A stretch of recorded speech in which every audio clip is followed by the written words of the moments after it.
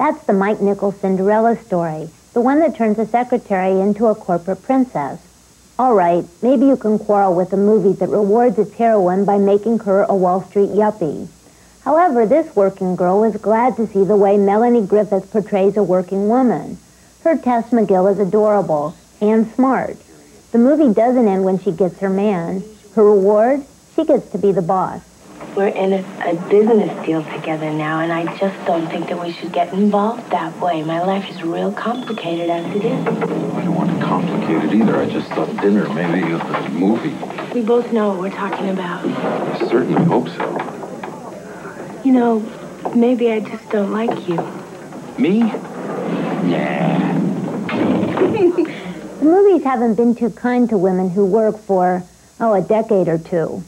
Think about movies in just the last couple of years. Remember the lawyer played by Glenn Close in Jagged Edge? She slept with her client, a man accused of murdering his wife. Then Ms. Close played a publishing executive. That was in Fatal Attraction. She has a nervous breakdown and tries to kill her lover, who's married to somebody else. You don't see her in the office much. What about Holly Hunter? Wasn't she a big-shot TV producer and broadcast news? Remember how she prepared for the nightly newscast? By sobbing hysterically. And she pays dearly for her success at work. No honey boy for her. How has this happened?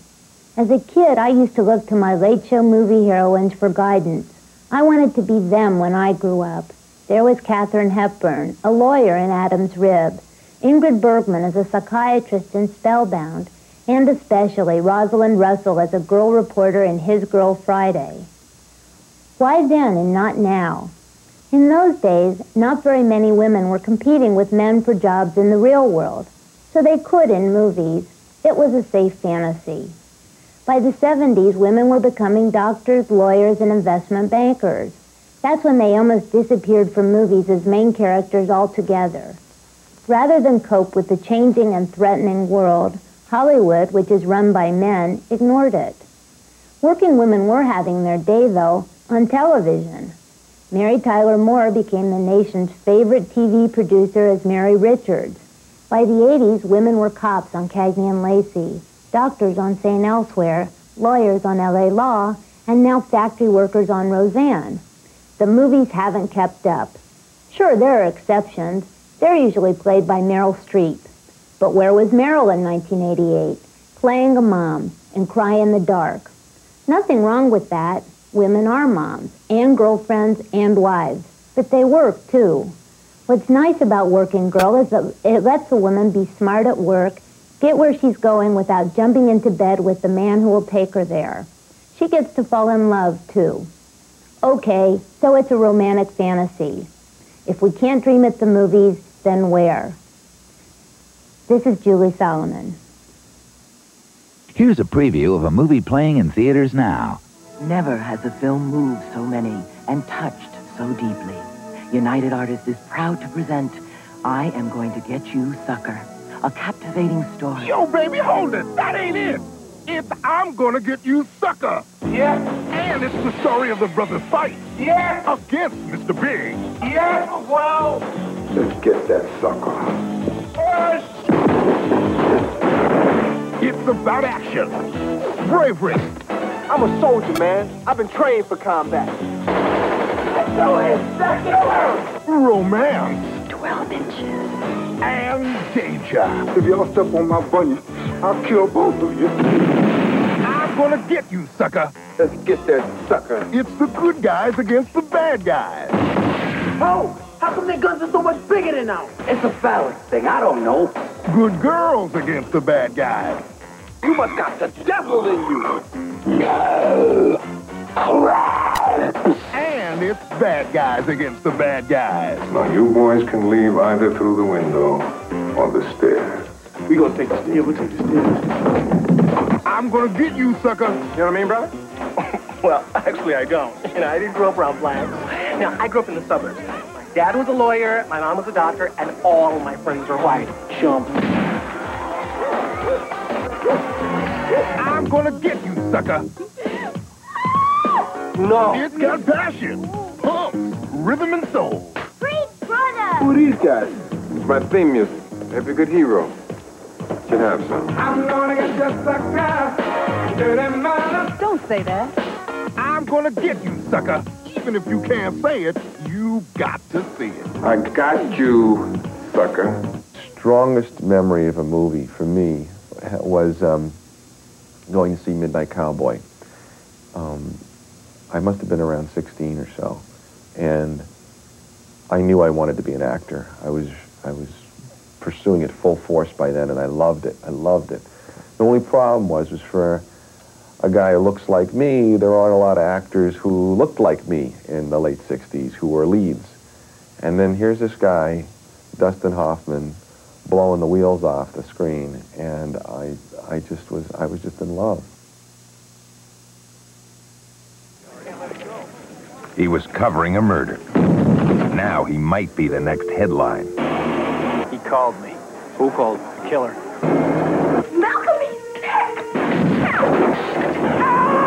Kurt Russell, Mariel Hemingway, The Mean Season. Premiering Monday on the Movie Channel. It's Thanksgiving, and he's heading home to Chicago. My cab out! Where are you? I'm in Wichita. Is this a coincidence or what? I can't wait to see what happens next. John Candy, Steve Martin, Planes, Trains, and Automobiles. Premiering Friday on the Movie Channel. Hello, I'm Lainey Kazan, your hostess for the Movie Channel's Top Attraction. Since I've been in so many comedies, including the recent dramatic comedy Beaches, the Movie Channel invited me to host tonight's Top Attraction. And I'm not using the word top loosely. You're about to see the record-setting #1 concert film of all time, Eddie Murphy's Raw. Yes, right here in a minute, that incredibly talented, delightfully filthy-mouthed young man is going to knock your socks off with his celebrity impersonations and observations on love in the 80s. But beware, the concert is uncensored and uncut. And I've got to tell you, if he were my son, I would take 5 bars of soap and wash that mouth out. Anyway, you've got a front row center seat for one hot show, Eddie Murphy in Raw. It's rated R.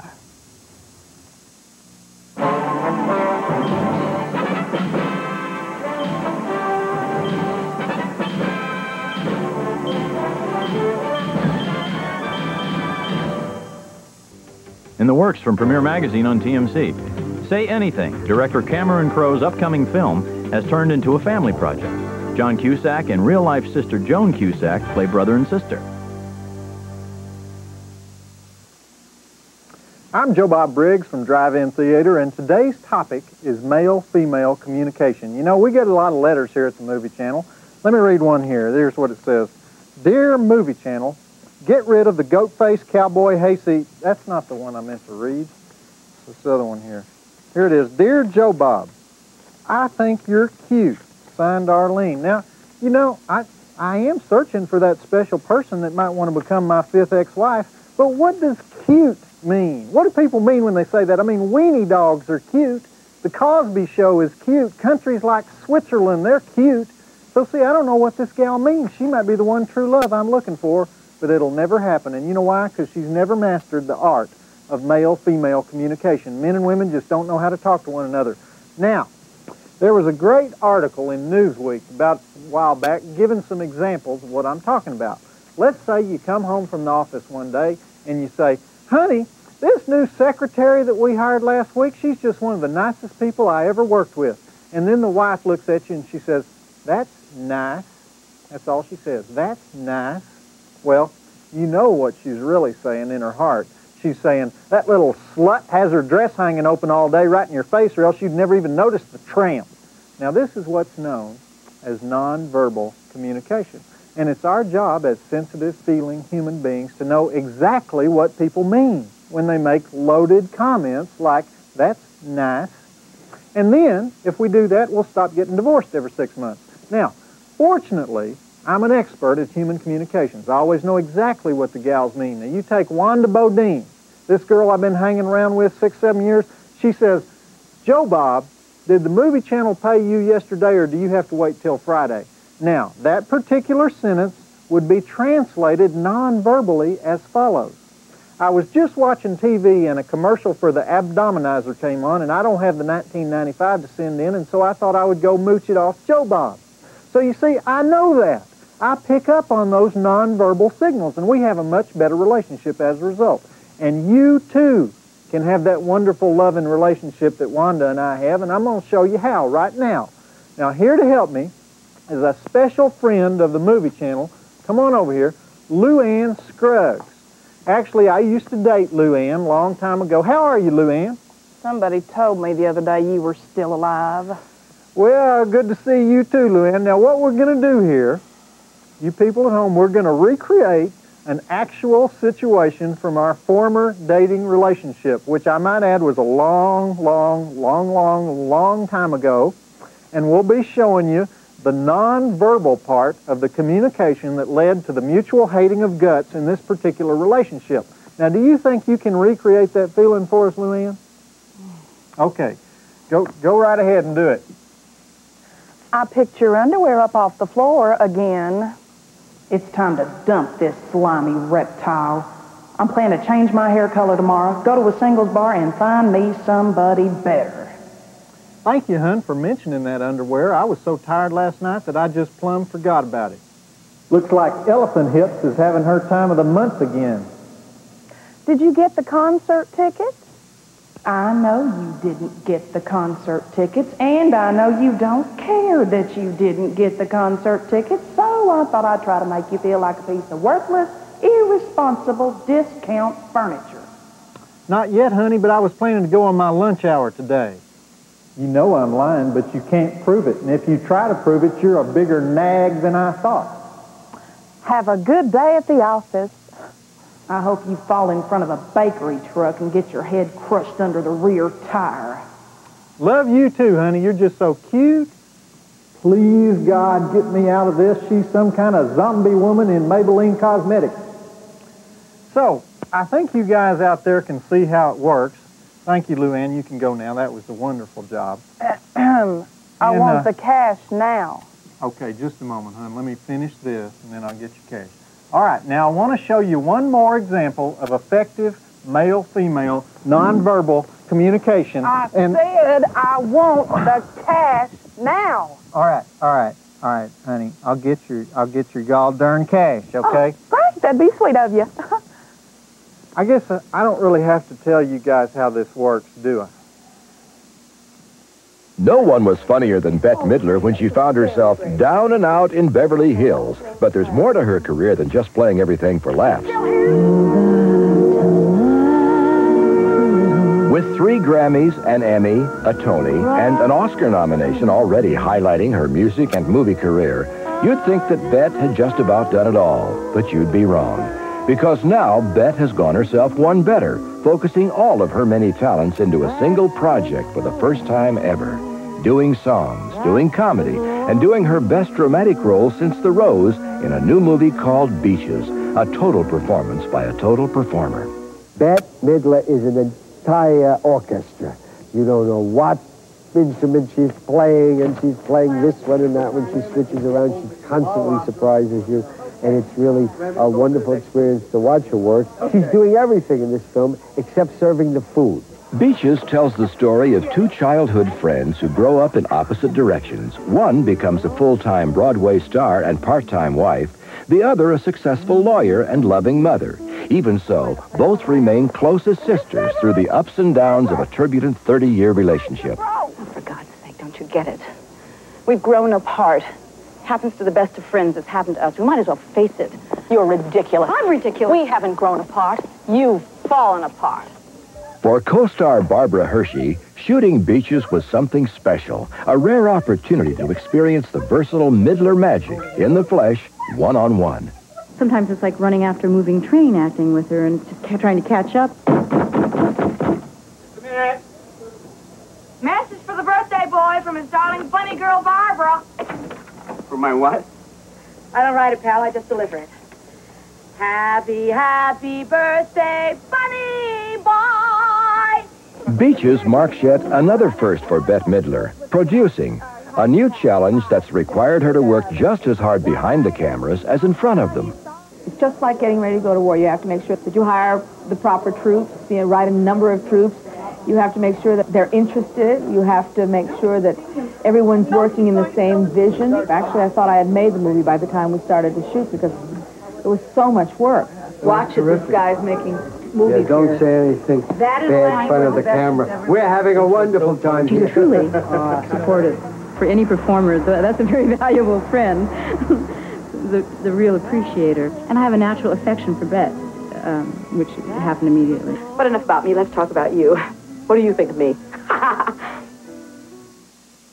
I went with my father to see The African Queen, and I was real young and said, wow, this is wonderful. This is a great movie, or this is just great. I mean, I wasn't even sure what things were.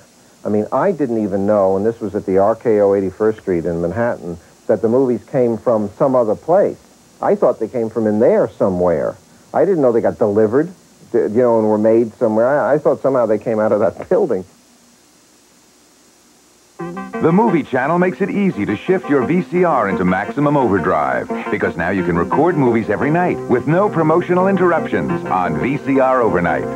Saturday, tape the Leading Ladies Marathon, starting with Foul Play at 12:45 a.m., 11:45 p.m. Central, followed by Crimes of the Heart.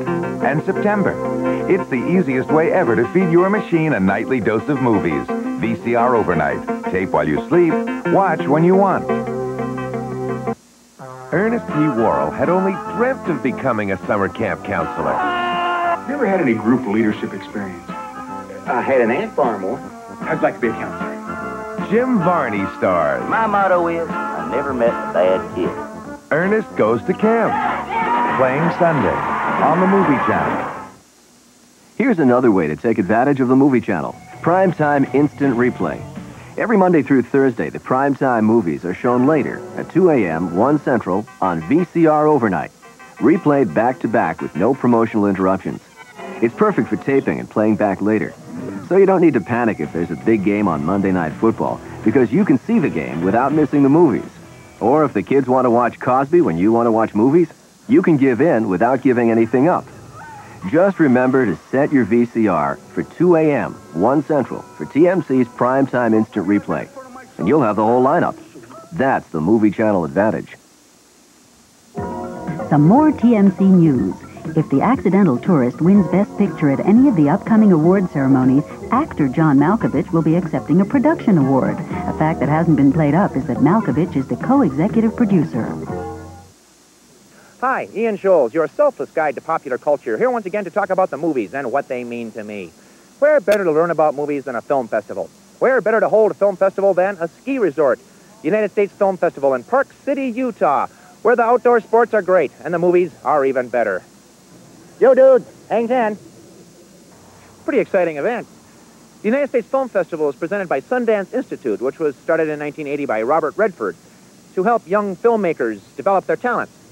So the United States Film Festival is a showcase for new independent features and a salute to some classics. So the festival raises a number of important questions. Are the old movies as good as I remember them? Are the new movies as good as the old movies? And most important, is Robert Redford as short as everybody says he is? Here, for example, they're screening the 1971 film Two-Lane Blacktop, directed by Monty Hellman, with singer James Taylor, the late Beach Boy Dennis Wilson, Laurie Bird, and the late, great Warren Oates. Remember, I first saw this movie back in college with my old girlfriend. Of course, we weren't old then. After the movie, we went out for a cup of coffee. She told me she didn't get it. Well, at the time, of course, Two-Lane Blacktop expressed all my existential longings perfectly, so I told the girlfriend farewell, and she slapped me hard. She was strong, too. Phys ed major. Well, there must be a lot of former existentialists here in Park City because Two-Lane Blacktop is sold out. Showing here is another trip down memory lane, a tribute to the wonderful Jay Ward, creator of the Rocky and Bullwinkle series. Yeah, I used to watch Rocky and Bullwinkle on a little black and white Zenith when I was a kid. Now here they are with a special screening at the festival, just like F.W. Murnau and the John Cassavetes retrospective. Yeah, in high school I'd spend many a Sundays on the couch with my parents, watching Rocky and Bullwinkle, doing a play-by-play explanation over the phone to my girlfriend at the time until she got fed up and hung up on me, and my parents got fed up and threw the television across the room. Boy, it'd be great to see Rocky and Bullwinkle again after all these years, but I can't. It's sold out. Perhaps the most important series here at the Film Festival is the Dramatic Features Competition. These are independent features looking for distribution. Our choices for viewing include The Diss, about a rap master looking for love, Clown House, a thriller about killer clowns, and this intriguing film, Lobster Man from Mars, about a lobster man from Mars, I guess. Now, speaking of strange films, you know, back in the mid-'70s, I took my then-girlfriend to see Texas Chainsaw Massacre.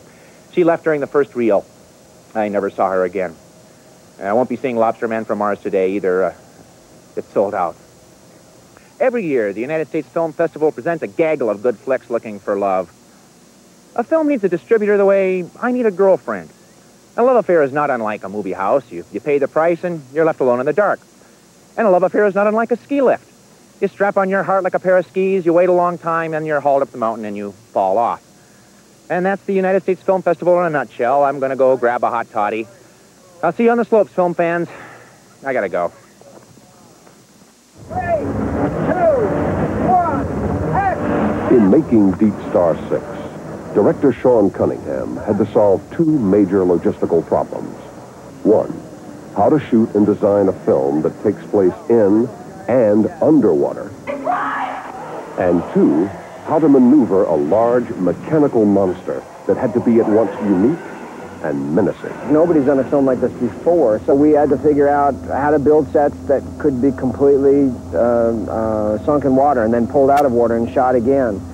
How to create a monster that could be plausible and could still work inside of the sets and inside of the water. It's a nightmare to try to get done. To ensure the nightmare didn't become a daytime reality, Sean Cunningham worked closely with his cast and crew, among them production designer John Reinhardt.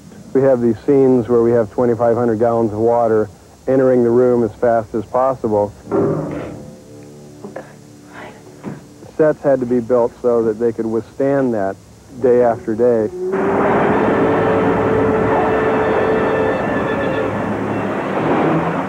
Best solution came to be buying a tank, a storage tank, and having it constructed for us on stage, and then designing the sets to fit within that space. We've got dump tanks that big doors open and huge amounts of water fly out, and dive wells open and things are breached and doors are smashing. When the creature gets in and gets into the station, basically he wreaks havoc and things are just messing up all over the place, and there's water everywhere. Special effects coordinator Jim Isaac was responsible for making the underwater lab's operation look real, including the giant sea monster unearthed by the lab's scientists. Trying to make something that has a prehistoric look to it, with the shells and the armor on the back, with an underbelly that's soft.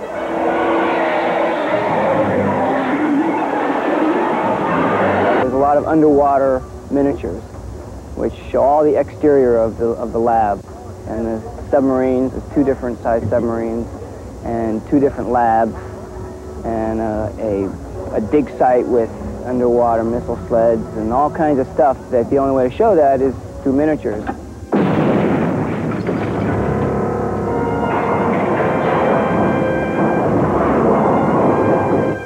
Seafloor, it's giving way. Stop hurry! Hit the override! Oh my God! There's a certain amount of fun in coming face to face with those things that scare you. That is what fairy tales are all about, and at some level that is what scary films are all about, is that they make real those things that you can't verbalize. Motion pictures were my fairy tales. I mean, I never read Hans Christian Andersen. When you grew up, as I did, during the Depression, well, we used to go to a theater in Brooklyn called the New Broadway, where you used to get in 2 for a nickel, and they used to give you an Eskimo pop. And you'd see 2 pictures and 2 serials and cartoons. You'd be there all day, and then you'd sit for another sitting. And they used to send the cops in to find them. I would say the first film of many films that have made an impression on me would have been Bambi. I think Bambi was, I remember when I saw it when I was about 4 or 5 years old. I was in love with Thumper's girlfriend, I think, till I was about 8. I was in love with a rabbit, you know. I remember I liked the I Love Lucy show a lot, and all the movies that were on at 4 o'clock when I came home from school as a teenager. But no, there wasn't one The African Queen, I remember. Thought that was a great movie. But I always remember, I mean, Captain Blood with Errol Flynn. The first thing you did is got out of the movies and you found a stick and you were dueling everybody in the neighborhood. When I was a kid, I didn't see very many movies. The town I lived in didn't have a movie theater. You had to go somewhere else to see a movie. There was no bus service, so you either walked or hitchhiked or something, and it wasn't... You couldn't do it anyway. And as a kid, to get a dime to see a matinee was very difficult. Wings, 1927. William Wellman, Clara Bow, Buddy Rogers, yeah. Richard Arlen. Yep, yeah. Gary Cooper eating half a candy bar and taking off into the skies, never to be seen again, you know, that kind of stuff. Yeah, you bet. I mean, I always go to that because I remember that so specifically when I was 7 years old. I saw it on television. I just remember transferring positions. I remember being that pilot going up in that plane, you know. I remember being the shooting star in that car, you know. My company is named Wings because of that, you know, but it was a very personal form of entertainment, you know, and something that I wanted to be part of. Just when you thought miracles didn't really happen. Welcome to America. They're paying you to move out. Take the hands off of me. They're the fixers. They like to fix things. Steven Spielberg presents Batteries Not Included, premiering Tuesday on the Movie Channel. Dan Bartlett's girlfriend is going on vacation without him. Daniel's not gonna make it. Or so she thinks. You're late for a plane, boy. Get the hell out of here. Oh, thank you, sir. Thank you, sir. Everybody said you're a hard ass. Hold on to the next payphone. I gotta call my girl. Tell her I'll be a couple months late. Hot Pursuit, playing Wednesday on the Movie Channel. Hi, I'm Robert Osborne for the Movie Channel. Sean Connery is out. Richard Dreyfuss is in. The project is the movie version of Rosencrantz and Guildenstern Are Dead. Connery had to drop out. The co-star spot with Sting, Roger Rees, and Robert Lindsay. His replacement's going to be Dreyfuss, meaning that Tom Stoppard's project will still be in good hands when it rolls next month in Toronto. And for Connery fans, there's plenty of Sean dead ahead, including Family Business with Matthew Broderick and Dustin Hoffman, also Indiana Jones 3. Both already wrapped. I'm Robert Osborne for the Movie Channel. This week on Review Roundup. They're all slapping themselves on the back. The January man is gonna get his January girl. The January Man is a comic thriller about an eccentric New York City detective and his quest to capture a notorious serial killer. Kevin Kline is super sleuth detective Nick Starkey, a beatnik cop who's up to his ears in murder, corruption, and romance. Mary Elizabeth Mastrantonio plays Bernadette Flynn, the mayor's daughter and one of the victim's best friends. While cooperating with the police investigation, Bernadette becomes romantically involved with the case's offbeat special investigator. So we're gonna go to bed, okay?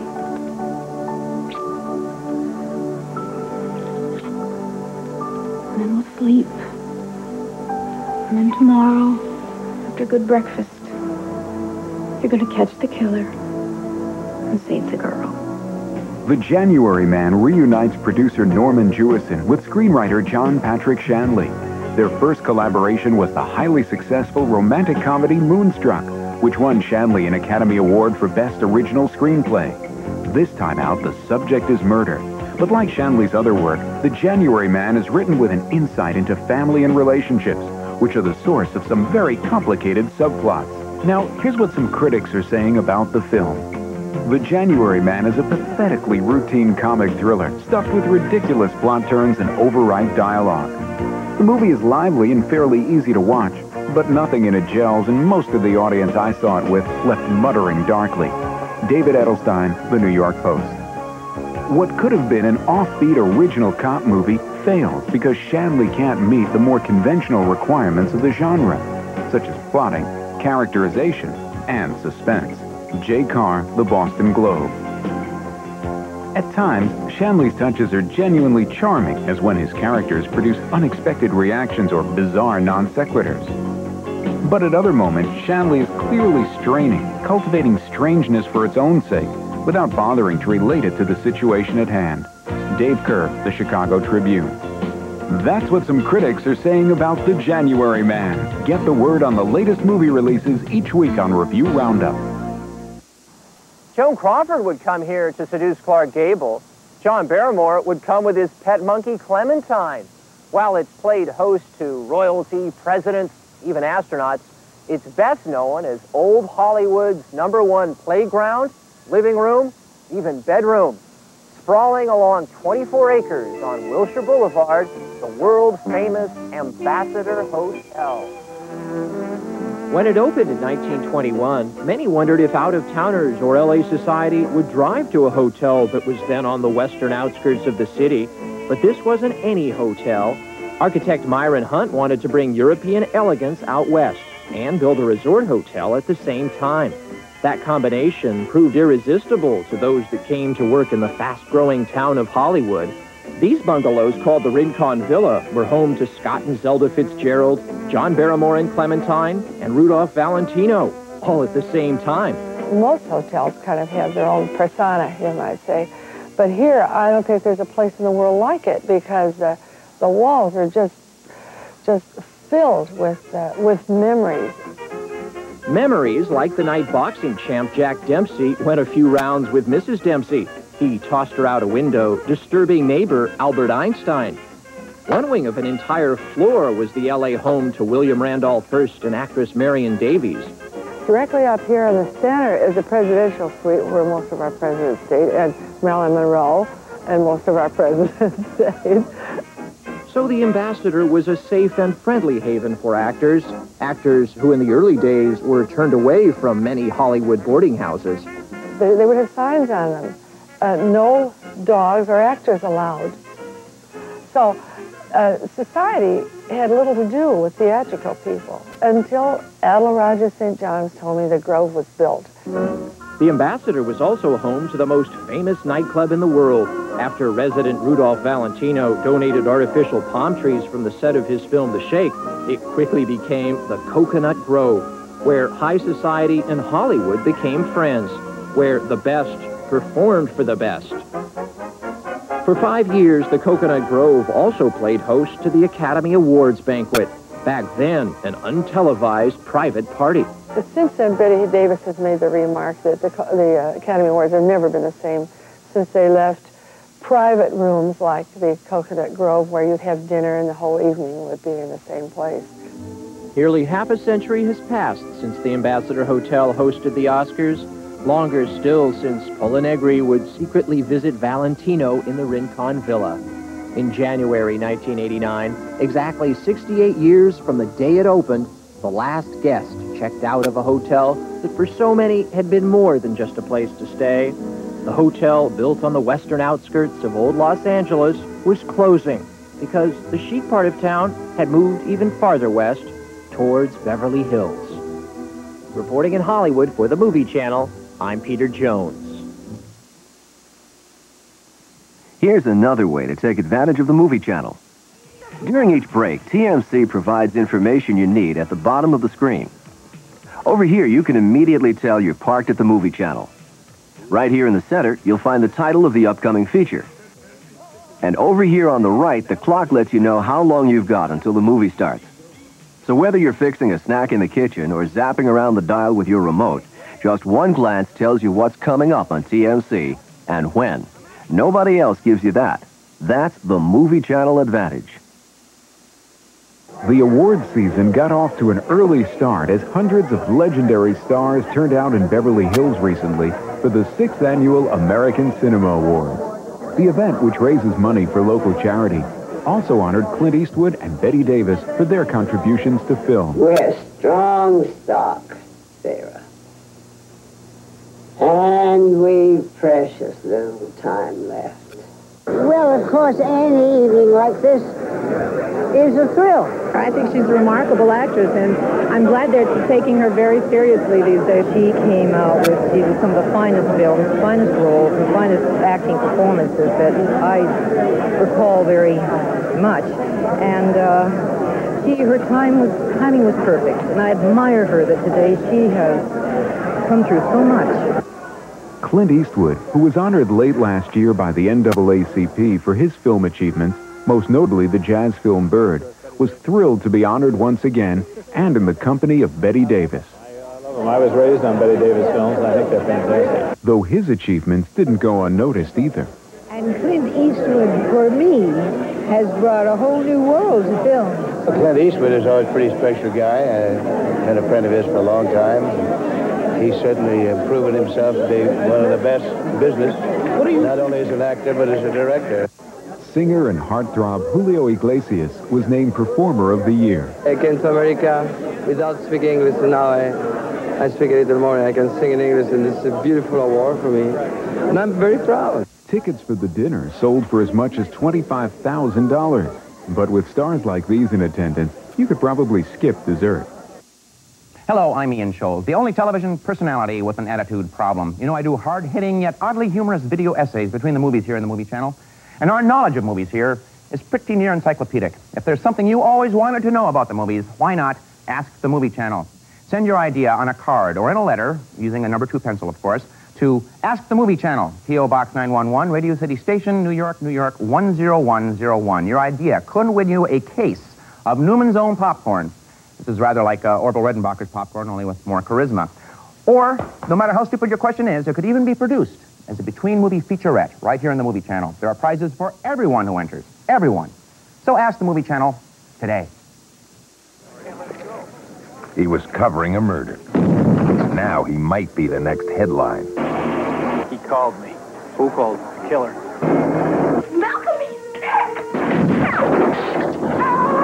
Kurt Russell, Mariel Hemingway, The Mean Season. Premiering Monday on the Movie Channel. Their marriage is over, but the fun is just beginning. I'm getting married. That should make for very snappy pillow talk. Sorry.